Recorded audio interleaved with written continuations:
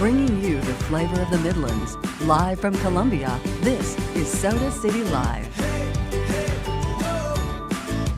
Well, welcome back to Soda City Live. If your house feels like a tornado has gone through it, dishes are in the sink, laundry has taken over your house, and you are completely overwhelmed, well, welcome to the club. Just kidding. But it may be time to sit down and come up with a plan that not only involves you, but everyone in your household. Joining me today is professional organizer and founder of My Other Mother, organizing queen, Kinsley Turnipseed.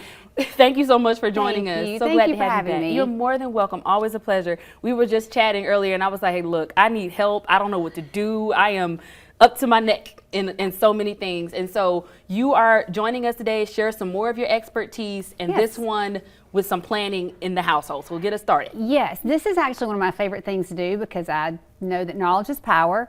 My kind of life perspective on this shifted when someone said, oh, well, you know, you're the CEO of the household. And I thought, no, I'm just the mom. And but then when I thought about, oh, you know, a business has a business operations manual. A business has these things in place. So beginning of the year is a great time to sit down as a family. Everyone says, oh, we're going to get organized. Right. What does that mean? We're going to sit down as a family and talk about what is stressing us out. What area? Is it visible clutter? Is it our laundry? Is it the dishes? So we're going to sit down in January. Everyone's going to get a trash bag, go to every room, get out every piece of trash, put it outside. Next, you're going to every room and getting all the dishes. You're bringing them to the kitchen, you're putting them in the dishwasher. Next, you're getting every piece of clothing off the floor, off the bed, bringing it downstairs, we're starting a load. These are my take fives. So the fourth category is things that have a place, put them there, and things that don't have a place in those rooms, let's figure it out. And then as a family, really sit down and say, okay, in January, we're tackling drawers. That's our focus on January, is we're getting the drawers organized. In February, we're going to tackle toys. And you really do have to make a plan. You have to set up a plan, create boundaries. Like anything else in life, sit down on a Sunday and map it out. I'm a firm believer in a daily planner, an agenda, writing it down. I think you have to write it down. I think you have to schedule everything, including sometimes scheduling nothing. Right. Like I'm going to honor that this hour of the day is going to be mine because you can't pour from an empty cup. Right. So, always good tips. Can I steal that one? Yes, yes, yes. This is my personal favorite one. This. And they make erasable color-coded gel pens. So each child has their own color, but it's just, you know, I just think a daily agenda works very well, and it's something you can teach children. Right. Another thing on top of that my company can come in and help you create is a home management binder. So you can Google these. There are approximately probably 1 billion on the internet, but what my company can come in is sit down and say, okay, where are you really struggling? What do we need to have in this binder? Is it meal planning?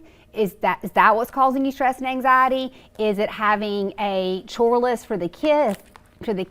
Is it having a home inventory of what's in your deep freeze that you can't see? Is it coming up with, you know, 100 things that we need to get together as a family and discard right now? Let us sit down and help you create. Again, Fortune 500 companies, big companies have a business operations manual. Why shouldn't your household? You know what this makes me think of? Like Super Nanny when she comes in and sits back and watch you live and then, all right, we're going to come in and we're going to assess it later, but come in and see how you function, what areas you're struggling with. I absolutely love this and I love what you're doing because I need it. And I think tons of parents, moms, anyone that's at home right now could probably do the same as well. And this list, because you help seniors as well, I think this would also help if you have a senior, your sandwich generation, and you have a senior that lives with you to help organize their things as well. Well, even thinking about keeping, you know, some of them might be on social media and have passwords and stuff that you're going to need to access. They're going to have critical documents. They're going to have prescription and medicine lists that you need to be able to grab this binder and go. Or everyone in the home needs to know, these are the protocols, this is what we do, this is what we're in charge of. It's just a home management binder, and it really can, once you get all those systems in place, they generally are easier to keep up and keep going. I love it. Well, Kinsley, thank you so much for sharing amazing information as you always do. And I will make one point. Your bed, your mattress is not a filing cabinet. No. That is not where we keep our social security highly cards. Successful people make their beds first thing in the morning. So there you go. Awesome.